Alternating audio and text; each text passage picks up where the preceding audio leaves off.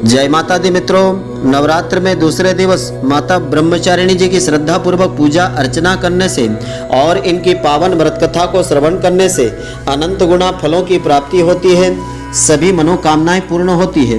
तो मित्रों, आज आपको हम बताएंगे किस प्रकार से माता ब्रह्मचारिणी जी की पूजा आपको करना चाहिए। पूजा विधि, मंत्र और भोग भी आपको बताएंगे, किस वस्तु का भोग आपको माता को अर्पित करना चाहिए। तो मित्रों, आप सभी का बहुत बहुत स्वागत है आपके अपने ही चैनल एस्ट्रो गुरुजी में। यदि आपने अभी तक हमारे चैनल को सब्सक्राइब यदि नहीं किया हो तो अभी सब्सक्राइब कर लें और बेल आइकन को अवश्य दबाएं, जिससे हमारे अगले आने वाले नए वीडियो की नोटिफिकेशन सबसे पहले आपके पास पहुंचे। आप नित्य का राशिफल, नई नई ज्ञानवर्धक जानकारियां हमारे चैनल से प्राप्त करते रहें। तो माता दुर्गा की नव शक्ति का दूसरा स्वरूप ब्रह्मचारिणी माता का है। नवरात्रि के दूसरे दिन ब्रह्मचारिणी स्वरूप की पूजा आराधना की जाती है। माँ दुर्गा का यह स्वरूप भक्तों और सिद्धों को अनंत फल देने वाला है। तो ब्रह्म का अर्थ है तपस्या और चारिणी यानी आचरण करने वाली। तो इस प्रकार ब्रह्मचारिणी का अर्थ हुआ तप का आचरण करने वाली। तो ब्रह्मचारिणी जी ने भगवान शिव जी को पति के रूप में पाने के लिए कठोर तपस्या की थी और इसी वजह से उनका नाम ब्रह्मचारिणी पड़ा था। इनकी साधना और उपासना करने से जीवन की हर समस्या और संकट दूर हो जाते हैं। तो ब्रह्मचारिणी जी की पूजा मुक्ति और मोक्ष और शांति और समृद्धि को देने के लिए की जाती है। तो ब्रह्मचारिणी की पूजा श्रद्धा पूर्वक एकाग्र भाव से करना चाहिए। नंगे पैर चलने और हाथों में जप माला और कमंडल बर्तन पकड़े हुए वह आनंद और शांति का प्रतीक है। तो माँ ब्रह्मचारिणी जी की पूजा भगवान शिव जी के साथ की जाती है। देवी की प्रार्थना करके कोई भी अपने नैतिक आचरण में सुधार कर सकता है। माँ ब्रह्मचारिणी जी की पूजा से व्यक्ति को अपने लक्ष्य को प्राप्त करने का संकल्प भी प्राप्त हो जाता है। तो पूजा के दौरान देवी को पुष्प, चावल, चंदन, दूध, दही और शहद अर्पित करना चाहिए। तो पूजा में इन वस्तुओं को अर्पित करना चाहिए।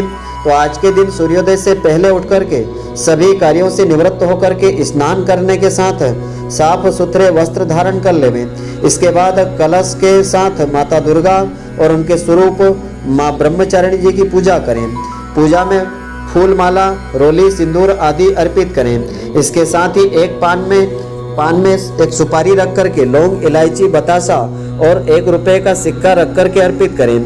फिर भोग में मिठाई या फिर चीनी का भोग अर्पित करें। इसके बाद धूप जला करके दुर्गा चालीसा, दुर्गा सप्तशती का पाठ करें। अंत में विधिवत तरीके से माता की आरती उतारें, पुष्पांजलि अर्पित करें और क्षमा प्रार्थना करें। और पीले या सफेद रंग के वस्त्र पहन करके पूजा करने से माता ब्रह्मचारिणी जी शीघ्र प्रसन्न होती है।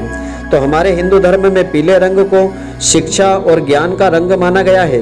वही माता ब्रह्मचारिणी जी को चीनी और मिश्री काफी पसंद होती है। तो आप आज के दिन चीनी और मिश्री और पंचामृत का भोग अवश्य अर्पित करें और साथ में ब्रह्मचारिणी जी के इस खास मंत्र का उच्चारण भी आप करें। ओम ह्रीम श्रीम अंबिकाय नमः, ब्रह्मचारिणी नमः। और ओम या देवी सर्वभूतेषु माँ ब्रह्मचारिणी रूपेण संस्थिता, नमस्तस्यै नमस्तस्यै नमस्तस्यै नमो नमः। तो इन मंत्रों में से किसी एक मंत्र का श्रद्धा पूर्वक आपको 108 की संख्या में जाप करना चाहिए। इससे माता ब्रह्मचारिणी जी की विशेष कृपा मिलेगी। तो नवरात्र के दूसरे दिन माता ब्रह्मचारिणी जी की श्रद्धा पूर्वक पूजा अर्चना करने के पश्चात देवी ब्रह्मचारिणी जी की यह पावन कथा अवश्य सुनना चाहिए। इसका अनंत गुना फल मिलता है। तो कथा इस प्रकार से है।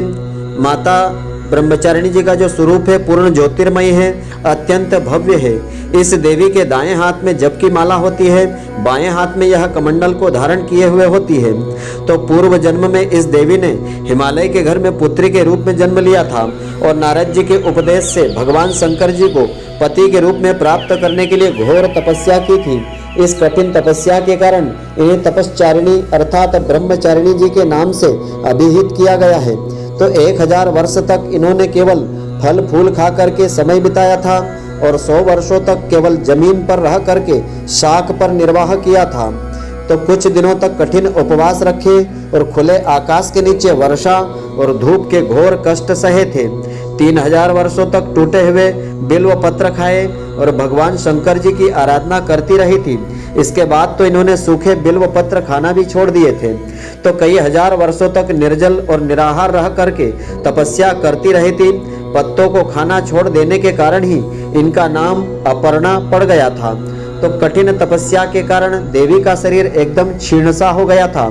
देवता, ऋषि, सिद्धगण, मुनि सभी ने ब्रह्मचारिणी की तपस्या को अभूतपूर्व पुण्य कृत्य बताया और इनकी सराहना की और कहा कि हे देवी, आज तक किसी ने इस तरह की कठोर तपस्या नहीं की। यह तुम्ही से ही संभव हो पाया है। तुम्हारी मनोकामना परिपूर्ण होगी और भगवान चंद्रमौली शिव जी तुम्हें पति के रूप में प्राप्त होंगे। अब तपस्या छोड़ करके घर लौट जाओ, तो जल्द ही तुम्हारे पिता तुम्हें बुलाने के लिए आ रहे हैं। तो इस देवी की कथा का सार यह है कि जीवन के कठिन से कठिन संघर्षों में भी मन विचलित नहीं होना चाहिए। माँ ब्रह्मचारिणी देवी की कृपा से सर्व सिद्धियां सहज प्राप्त हो जाती है।